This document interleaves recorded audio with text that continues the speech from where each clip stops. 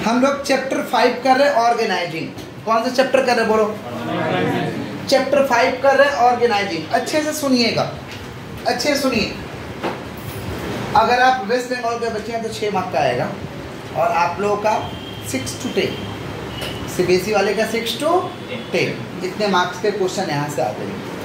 किसका बात कर? ऑर्गेनाइजिंग। किसका बात कर रहे हैं? ऑर्गेनाइजिंग का मतलब होता है, अगर साधारण भाषा में अगर बात करें तो ऑर्गेनाइजिंग का मतलब होता है कि हर चीज को सही ढंग से अरेंज करना। हर चीज को सही ढंग से क्या करना? अरेंज करना और उसको सही से उपयोग करना, सही से यूज करना। इसको हम क्या कहते हैं? ऑर्गेनाइजिंग। क्या कहते हैं? जिससे हमारा जो गोल है वो क्या हो जाए? पूरा हो जाए। जो उद्देश्य है वो क्या हो जाए? पूरा हो जाए। इसको हम कहते हैं ऑर्गेनाइजिंग। क्या कहते हैं? समझना क्या बोलते हैं ना, जैसे कोई इवेंट में जाते हैं हम लोग, किसी प्रोग्राम में जाते हैं लेकिन सही से ऑर्गेनाइज नहीं किया रहता है तो हम लोग बोलते हैं कि इसको ऑर्गेनाइज करने नहीं आया है, सही ढंग से इसको अरेंज नहीं किया है। समझ पा रहे हैं क्या बोल रहे हैं कि नहीं समझ पा रहे हैं? तो सही ढंग से अरेंज नहीं किया मैंने किसका कमी वो किया है? ऑर्गेनाइजिंग का। किसका कमी क्या बोलिए? तो ऑर्गेनाइजिंग इज सेकंड फंक्शन है मैनेजमेंट। मैनेजमेंट का कितना फंक्शन है? ये सेकंड फंक्शन। किसका? तो साधारण भाषा में अगर बात करें तो organising means arranging everything in properly order. In properly order में सब चीज को हम क्या करेंगे?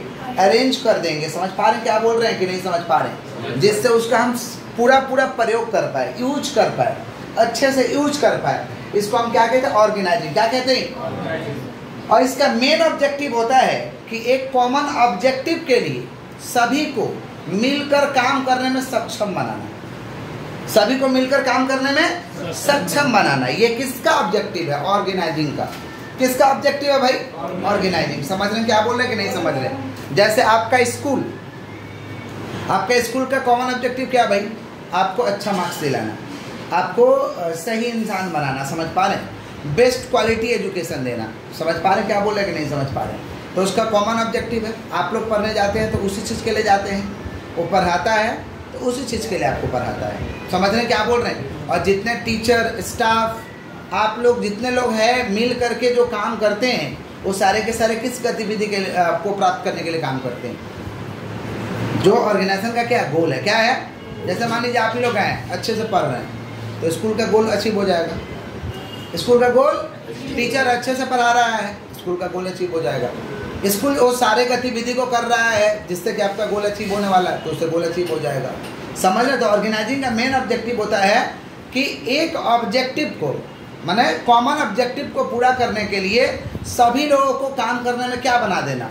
सक्षम बना देना, ताकि सभी लोग काम करें और जो हमारा कॉमन ऑब्जेक्टिव है वो क्या हो जाए? पूरा हो जाए। समझ रहे हैं? जैसे मैं आपको अभी पढ़ा रहा हूँ, आप लोग पढ़ रहे हैं, तो हम लोग का कॉमन ऑब्जेक्टिव क्या है? कॉमन ऑब्जेक्टिव पढ़ना तो है ही, साथ में हम लोग को समझ पा रहे इस तरीके से चैप्टर को पढ़ें कि कोई भी क्वेश्चन आए तो अटेम्प्ट कर दे एग्जाम में, जिससे हमारा बेहतर मार्क्स है। जिससे हमारा तो मेन ऑब्जेक्टिव हम लोग का क्या है? बेहतरीन मार्क्स को पाना। हमारा भी वही ऑब्जेक्टिव है कि आपको अच्छा मार्क्स दिलाना। समझ रहे हैं? पढ़ाई के माध्यम से माँ सरस्वती को आपके दिमाग में बैठा देना ताकि आपका ब्रेन डेवलप हो जाए, ह्यूमन डेवलपमेंट हो जाए। समझ पा रहे हैं क्या बोल रहे हैं? ये हमारा मेन ऑब्जेक्टिव है। तो वैसे ही आप लोग का भी तो यही मेन ऑब्जेक्टिव, इसीलिए ना आते हैं। तो पढ़ाई को बढ़िया से समझेंगे तो क्वेश्चन आएगा तो अटेंड कर लेंगे तो हमारा मार्क्स अच्छा आएगा, इसीलिए ना पढ़ने के लिए आए भाई, नहीं तो नहीं आते। किसका बात करें? ऑर्गेनाइजिंग। किसका बात कर रहे हैं? क्लियर है? तो ऑर्गेनाइजिंग का मतलब हर चीज को क्या करना? सही ढंग से क्या करना? अरेंज करना। समझ पा रहे हैं क्या बोल रहे हैं? जिससे उसका हम क्या कर पाए? पूरा उपयोग कर पाए। क्या कर पाए? और मेन ऑब्जेक्टिव क्या है? कॉमन ऑब्जेक्टिव को पूरा करने के लिए सभी लोगों को क्या करना? काम करने में सक्षम बनाना। समझ पा रहे हैं? ये मेन ऑब्जेक्टिव होता है। किसका ऑब्जेक्टिव होता है? ऑर्गेनाइजिंग। किसका? क्लियर है क्या? ये कौन सा फंक्शन है भाई? Second function. कौन सा? अच्छा, जो लोग ऑर्गेनाइजिंग को करेगा उसको क्या कहते हैं? ऑर्गेनाइजेशन। जो लोग ऑर्गेनाइजिंग का काम करेगा उसको क्या कहते हैं? ऑर्गेनाइजेशन। जैसे आपका स्कूल क्या है? एक संगठन है। रिलायंस इंडस्ट्री एक क्या है? संगठन है। ये कोचिंग एक क्या है? संगठन है। एक मिठाई दुकान क्या है? एक संगठन है। तो ऑर्गेनाइजिंग को करता कौन है भाई? ऑर्गेनाइजेशन। ऑर्गेनाइजिंग को करता कौन है? समझ रहे हैं क्या बोल रहे हैं कि नहीं समझ रहे? ठेला पे जो लोग कचौरी पकौड़ी बेचते हैं वो क्या है? उसका ऑर्गेनाइजेशन। क्या है? समझ गए क्या बोले कि नहीं समझे? तो ऑर्गेनाइजिंग को करता कौन है? ऑर्गेनाइजेशन। तो आपके ऑर्गेनाइजेशन में दम रहना चाहिए। दम रहना चाहिए का मतलब होता है कि आपका ऑर्गेनाइजेशन स्ट्रांग होना चाहिए। अगर ऑर्गेनाइजेशन स्ट्रांग रहेगा ना तो घटिया प्रोडक्ट को भी हम लोग देश भर में चला देंगे, समझे, सब जगह उसको बेच देंगे। घटिया प्रोडक्ट को भी बेचा जा सकता है अगर आपके ऑर्गेनाइजेशन में ताकत है तो। लेकिन वही आपके ऑर्गेनाइजेशन में ताकत नहीं है, बहुत बढ़िया प्रोडक्ट है तो ग्राउंड लेवल पे तो चलेगा, समझ रहे हैं क्या बोल रहे हैं, लेकिन उस पूरे डिस्ट्रिक्ट में नहीं फैला सकते, पूरे स्टेट में नहीं फैला सकते, पूरे देश में नहीं फैला सकते, क्योंकि आपका ऑर्गेनाइजेशन वीक था। आप नाम सुने होंगे कि इस एरिया में ये व्यक्ति बहुत बढ़िया बनाता है, वहाँ पे दूर दूर से लोग जाते हैं खाते हैं, या आप भी कभी उस एरिया में चले जाते हैं तो बोलते हैं इसका दुकान फेमस है चलो खा लेते हैं, लेकिन वो उतना तक ही सीमित रह जाता है। जब फेमस है तो पूरे स्टेट को खिलाना चाहिए, पूरे डिस्ट्रिक्ट को खिलाना चाहिए, लेकिन वो नहीं खिला पाता, नहीं कर पाता, क्यों? उसका ऑर्गेनाइजेशन क्या है? वीक है। समझे क्या बोले कि नहीं समझे? ये होता ऑर्गेनाइजेशन का ताकत, समझे कि नहीं समझे? क्लियर है क्या? तो ऑर्गेनाइजिंग कौन सा फंक्शन है भाई? Second function. कौन सा फंक्शन है? मेन ऑब्जेक्टिव क्या है? कॉमन ऑब्जेक्टिव को पूरा करने के लिए सभी लोगों को काम करने में क्या बनाना? सक्षम बनाना। यही मेन ऑब्जेक्टिव है। किसका मेन ऑब्जेक्टिव है? ऑर्गेनाइजिंग। किसका? तो फीचर्स क्या हो सकता है? डेफिनेशन तोड़ दीजिए, फीचर्स हो जाएगा। तो पहला ही फीचर्स हो जाएगा कॉमन ऑब्जेक्टिव। कौन सा? ऑर्गेनाइजिंग का जो ऑब्जेक्टिव होता है ना, एक कॉमन होता है। कॉमन माने एक ऑब्जेक्टिव होता है, उसको पूरा करने के लिए सभी लोग मिलकर काम करेंगे, समझ रहे? तो पहला कौन सा ऑब्जेक्टिव है भाई? Common objective. बोलो क्या बोले? मान लीजिए इस पेन को बनाने में 20 वर्कर काम कर रहा है, तो उसका ऑब्जेक्टिव तो ये है कि इस पेन को बना देना है। इस पेन को क्या करना है? बना देना। तो 20 वर्कर का तो यही ऑब्जेक्टिव है। समझ रहे हैं क्या बोल रहे हैं कि नहीं समझ रहे? तो ऑर्गेनाइजिंग का मेन ऑब्जेक्टिव कौन सा है? Common objective. कौन सा? डेफिनेशन नहीं तो बोले हैं। फिर क्या? Division of work. Division of, अकेला सारा काम करना पॉसिबल कि नॉट पॉसिबल? तो क्या करना चाहिए? काम को छोटे छोटे पार्टों में बांट के वर्कर के अमाउंट में दे देना चाहिए कि तुम ये काम करेगा, तुम ये करेगा, तुम ये करेगा। इसको हम कहते हैं डिवीजन ऑफ वर्क। क्या कहते हैं? Division of work. Division of work means divided the whole work. समझ पा रहे हैं? Into a smaller task. समझ पा रहे हैं क्या बोल रहे हैं? छोटे छोटे टास्क में उसको क्या करना? डिवाइड कर देना। समझ रहे हैं क्या बोल रहे हैं? और किसके बीचों में दे देना भाई? वर्कर के बीचों में। किसके बीचों में? इसको हम कहते हैं डिवीजन ऑफ वर्क। क्या कहते हैं? कोऑर्डिनेशन होना चाहिए, मतलब तालमेल होना चाहिए। कोऑर्डिनेशन माने क्या होता है? तालमेल। सब चीज का तालमेल सही रहेगा तो आपका काम होगा, तालमेल गड़बड़ हो जाएगा, काम गड़बड़ हो जाएगा। समझ रहे? कोऑर्डिनेशन का कई दफा आपको एग्जांपल दे पाए हैं। जैसे देखिए हम लोग का कोऑर्डिनेशन है, आप लोग इधर बैठे हैं, इधर बोर्ड है, इधर पढ़ाने का सिस्टम है, यहाँ हम खड़े हैं तो पढ़ाई हो रहा है, माने सब चीज़ का तालमेल ठीक ठाक है। सब चीज़ का तालमेल समझ पा रहे हैं क्या बोल रहे हैं? अब जैसे मान लीजिए हम रहते हैं कब्रिस्तान में, बोर्ड रहता कहीं और, आप रहते कहीं और, क्या पढ़ाई हो पाता? क्या बिगड़ चुका है? कोऑर्डिनेशन। क्या बिगड़ चुका है? समझ पा रहे हैं क्या बोल रहे हैं कि नहीं समझ पा रहे हैं? तो तालमेल हर चीज़ का होना चाहिए, इसको हम कहते हैं कोऑर्डिनेशन। क्या कहते हैं? नेक्स्ट है ग्रुप रिलेटेड एक्टिविटी। अकेला करने से नहीं होगा, ऑर्गेनाइजिंग में अकेला नहीं होता है, ग्रुप के साथ काम करना होगा। पूरा एक समूह काम करेगा तब जाकर के आपका वर्क कंप्लीट होगा। समझ पा रहे हैं? ऑब्जेक्टिव पूरा होगा। तो ये ऑर्गेनाइजिंग क्या है? एक ग्रुप रिलेटेड एक्टिविटी है। ऑर्गेनाइजिंग क्या है भाई? एक ग्रुप रिलेटेड एक्टिविटी। तो ये सारे के सारे फीचर्स है। किसके फीचर्स है? ऑर्गेनाइजिंग। किसके फीचर्स है? तो ऑर्गेनाइजिंग के क्या क्या फीचर्स है? पहला कौन सा ऑब्जेक्टिव बोलिए, जोर से बोलिए? Common objective. दूसरा डिवीजन ऑफ वर्क। तीसरा कोऑर्डिनेशन। चौथा ग्रुप रिलेटेड एक्टिविटी। ये सारे के सारे ऑर्गेनाइजिंग के क्या है भैया? फीचर्स। क्या है? पहला क्या? Common objective. दूसरा फिर कोऑर्डिनेशन, ग्रुप रिलेटेड एक्टिविटी। किसके फीचर्स है भाई? ऑर्गेनाइजिंग। किसके फीचर्स है? हमारे बच्चे नॉर्मल है, पक्का। नेक्स्ट है process of organising. Process of organising के क्या प्रोसेस है? अगर ऑर्गेनाइजिंग करने जाएंगे तो हमको किस किस प्रोसेस से गुजरना पड़ेगा, उसका प्रक्रिया क्या है, यही हम लोग समझने जा रहे हैं। तो पहला तो ऑर्गेनाइजिंग करने के लिए काम को पहचानो, identification of work. Identification of, पहले काम को पहचानो, कैसा कैसा काम है, कैसा कैसा काम करना पड़ सकता है, इसको कहते हैं आइडेंटिफिकेशन ऑफ वर्क। जोर से बोलो, क्या बोले? काम पहचान लिए, इसको कहते हैं आइडेंटिफिकेशन ऑफ वर्क। दूसरा डिवीजन ऑफ वर्क। उसके बाद काम को क्या करो? बांट दो। काम को क्या कर दो, समझ रहे, इसको हम कहते हैं डिवीजन ऑफ वर्क। क्या कहते हैं? फिर क्या करेंगे, डिपार्टमेंटलाइजेशन। काम को ना फंक्शन वाइज बांटिए, प्रोडक्ट वाइज बांटिए, टेरिटरी वाइज बांटिए, इसको हम कहते हैं डिपार्टमेंटलाइजेशन। क्या कहते हैं? डिपार्टमेंटलाइजेशन। गलत बात है। कितना फोन है भाई? तो चाबी क्यों लेके दही दीजिए। किसका बात कर रहे भाई? डिपार्टमेंटलाइजेशन। बोलो क्या बोले हैं? तो डिपार्टमेंटलाइजेशन का मतलब क्या होता है कि आप काम को क्या करिए, डिपार्टमेंट वाइज बांट दीजिए। समझ पा रहे हैं क्या बोल रहे हैं? तो ये डिपार्टमेंट, जाइए किसका बात कर रहे? डिपार्टमेंटलाइजेशन। किसका बात कर रहे भाई? डिपार्टमेंटलाइजेशन। तो काम को जब डिपार्टमेंट वाइज बांट देंगे, किसके आधार पे?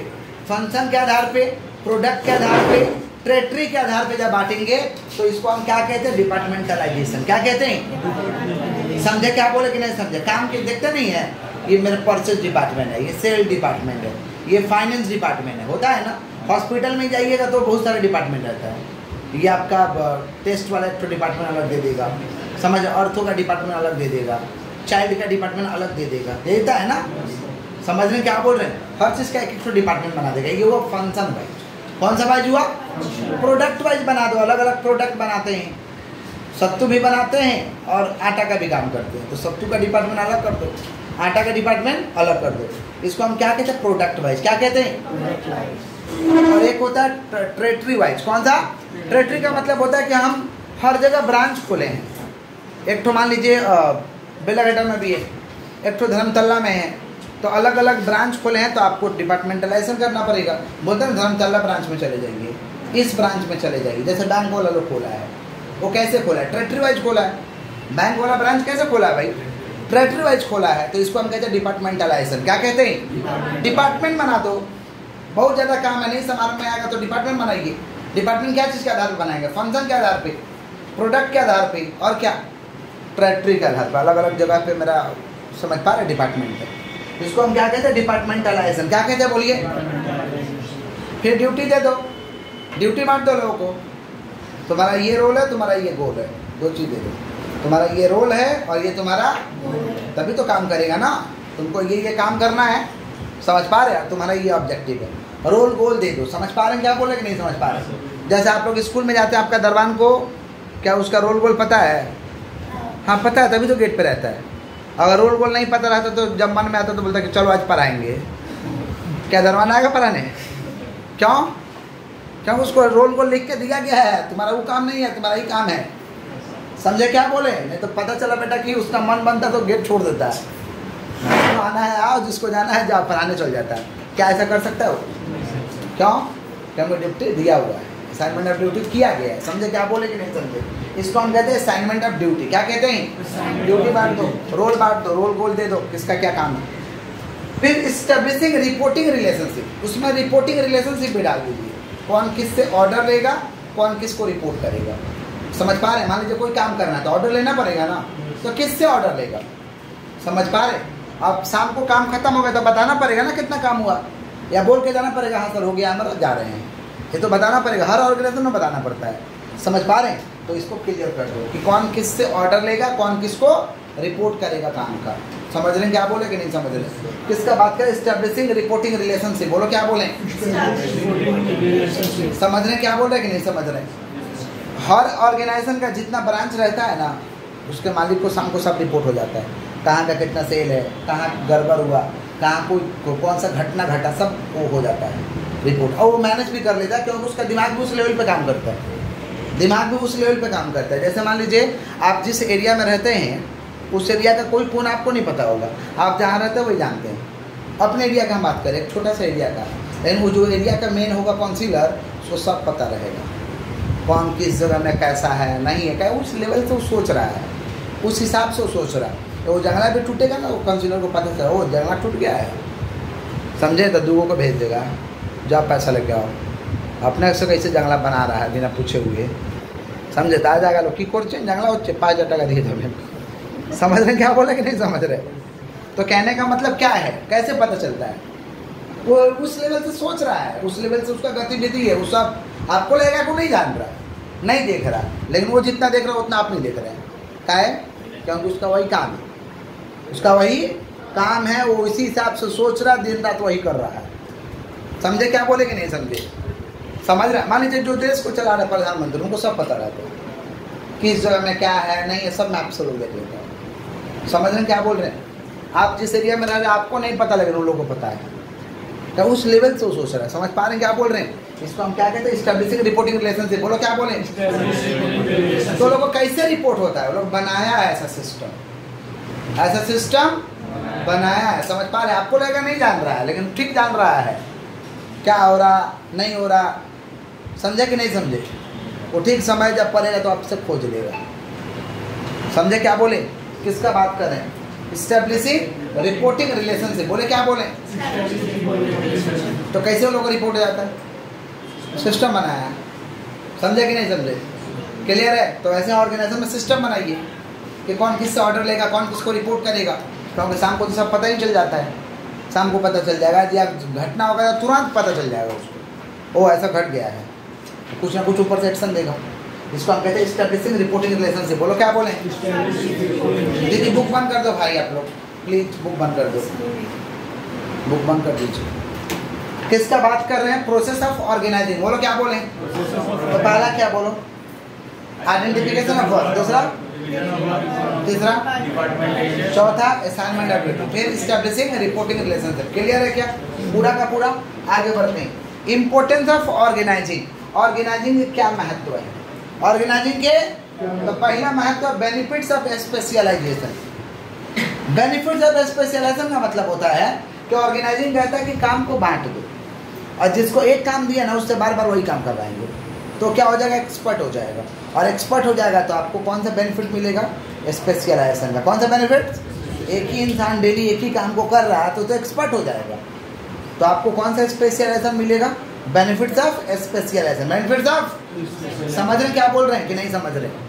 समझ रहे हैं? बोलिए।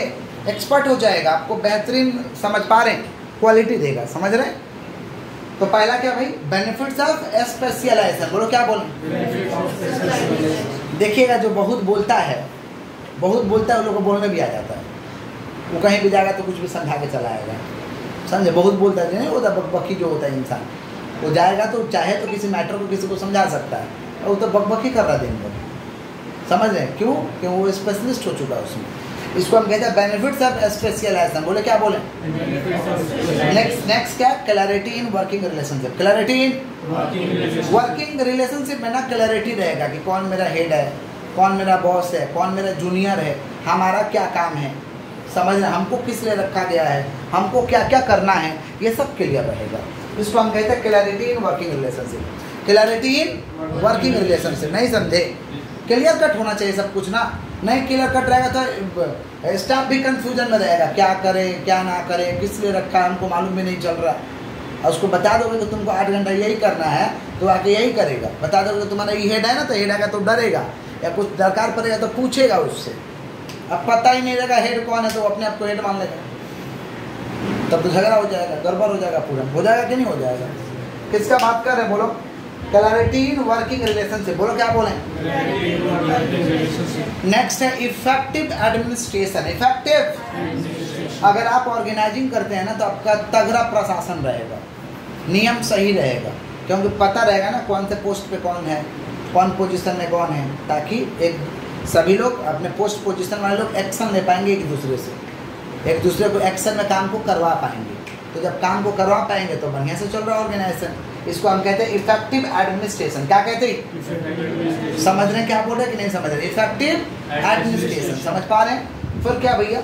Optimum utilisation of resources. Optimum utilisation of resources, जो भी आपके पास संसाधन है उसका पूरा पूरा प्रयोग करिए। नथिंग शुड बी वेस्टेज, कुछ भी बर्बाद नहीं करना है। जितना रिसोर्सेज है उसका पूरा पूरा यूज करिए। इसको कहते हैं ऑप्टिमम यूटिलाइजेशन ऑफ रिसोर्सेज। तो अगर ऑर्गेनाइजिंग करेंगे ना तो मेरा जो रिसोर्सेज है उसका पूरा पूरा प्रयोग कर पाएंगे, उससे हम लोग 100% आउटपुट ले पाएंगे। समझ पा रहे हैं? इसको हम कहते हैं ऑप्टिमम यूटिलाइजेशन ऑफ रिसोर्सेज। बोलो क्या बोलें? देखते हैं कुछ लोग क्या करता है, कुछ लोग के लाइफ में साइकिल रहता है तो मोटरसाइकिल के लिए रोना रोता है। अरे साइकिल है तो साइकिल को इस्तेमाल करो, फिर आप बढ़िया से इस्तेमाल करोगे तो एक दिन मोटरसाइकिल भी आ जाएगा। अब मोटरसाइकिल का रोना रोते रह जाओगे तो कैसे होगा? काम ही नहीं हो पाएगा। अब तुम सोचोगे कि जब होगा काम करने जाएंगे तब मोटरसाइकिल से जाएंगे, यानी तुम्हारे पास क्या है, तो तुम इस बहाने से जाएगा नहीं, इस बहाना से आ जाएगा नहीं तो तुम्हारा काम होगा नहीं, और काम होगा नहीं तो तुम सफल होगा नहीं समझे। बहुत लोग ऐसे सोचते हैं, रोना रोते हैं, हमारे पास तो ये नहीं है, हमारे पास तो फैमिली बैकग्राउंड ठीक नहीं है, बहुत लोग रोना रोते हैं। अरे नहीं ठीक है, लेकिन कुछ तो है तुम्हारे पास, उसका पूरा पूरा प्रयोग करो, 100% यूटिलाइजेशन करो। समझ पा रहे हैं क्या बोल रहे हैं कि नहीं समझ पा रहे हैं? इसको हम कहते हैं ऑप्टिमम यूटिलाइजेशन। क्या कहते हैं? अरे जो है उसी को यूज करेंगे, जो है उसी में करेंगे, समझे कि नहीं समझे? फिर भविष्य में चेंज हो जाएगा, क्योंकि हम तो उसको बढ़िया से यूज किए तो भविष्य में और चीज़ आ जाएगा। समझ गए कि नहीं समझे? क्लियर है क्या? ऑर्गेनाइजिंग अगर आपका बढ़िया रहेगा तो आप रिसोर्सेज को क्या करेंगे, पूरा पूरा यूज कर पाएंगे। समझ गए क्या बोले? मैंने कुछ भी बर्बाद नहीं करेंगे, nothing should be wasted, nothing should be, कुछ भी बर्बाद नहीं होगा। नेक्स्ट है एडॉप्शन टू चेंज। अगर कुछ चेंजेज आता है, समझ पा रहे हैं, कुछ चेंज आता है मार्केट में, टेक्नोलॉजी में चेंज आता है, प्रोडक्ट में चेंज आता है, समझ रहे हैं, क्योंकि हमारा कंपटीटर भी तो है, कंपटीटर चेंज लेके आता है तो उसको तुरंत हम लोग अडॉप्ट कर पाएंगे, तुरंत हम लोग क्या कर पाएंगे, अडॉप्ट कर पाएंगे। इसको हम कहते हैं एडॉप्शन टू चेंज। एडॉप्शन तो तुरंत चेंज, जो भी चेंज हुआ उसको अडॉप्ट कर लेंगे। समझ पा रहे हैं? तो अगर ऑर्गेनाइजिंग में ताकत रहेगा तब ना अडॉप्ट करिएगा, ताकत नहीं रहेगा तो आप अडॉप्ट नहीं करेंगे। आपका ऑर्गेनाइजिंग इसके लिए सही होना चाहिए। समझे क्या बोले? तो महत्व क्या है, ऑर्गेनाइजिंग अगर सही रहता है तो हम चेंज को अडॉप्ट कर लेंगे। जैसे कोलगेट ने अडॉप्ट किया था, उस समय तो बाबा जी का आया था पतंजलि, तो आयुर्वेद का पूरा एकदम हलचल था, तो कोलगेट बोला कोई बात नहीं है, हम भी लेके आ रहे हैं आयुर्वेद, मेरा खरीदिए। बोले क्या है, वेद शक्ति।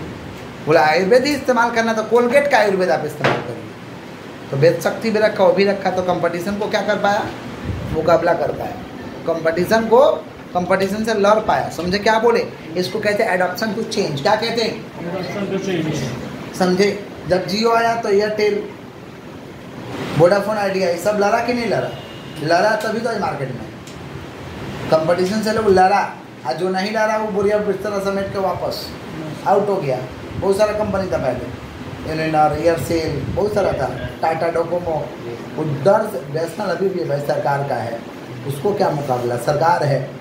समझ रहे हैं क्या बोल रहे हैं? सबको वो देता है, चाहे तो सबको बत्ती गुल कर देगा वो। समझे क्या बोले कि नहीं समझे?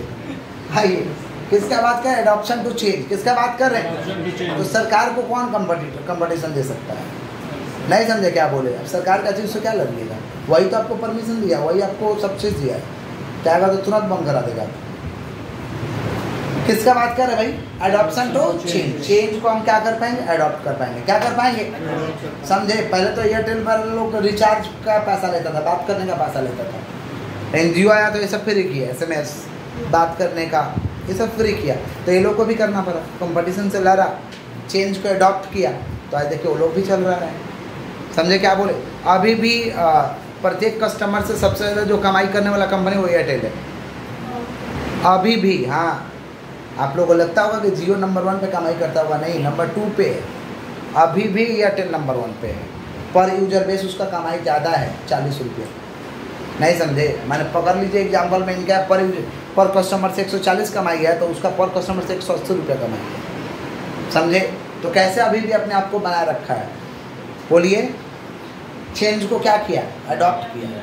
चेंज को क्या किया, जैसा ये सुविधा दिया वैसे सुविधा वो लेके आया। समझे? आप सोचता कि नहीं पहले वाला ही तरीका से चला है तो चलता क्या, उड़ जाता है। समझे क्या बोले कि नहीं समझे? नेक्स्ट है development of personal. Development of, प्रत्येक कर्मचारी को, प्रत्येक व्यक्ति को इतना डेवलप करो, समझ पा रहे हैं, कि वो बढ़िया से काम कर पाए। तो ऑर्गेनाइजिंग बढ़िया रहेगा तभी आप डेवलप कर पाइए। तो आप अपने कर्मचारी को क्या कर पाइएगा, डेवलप कर पाइएगा, ट्रेंड कर पाइएगा, ट्रेनिंग दे पाइएगा। इसको हम कहते हैं development of personal. Development of, clear है क्या? पक्का? तो क्या क्या समझे, एक बार फटाफट रिवीजन करा दें।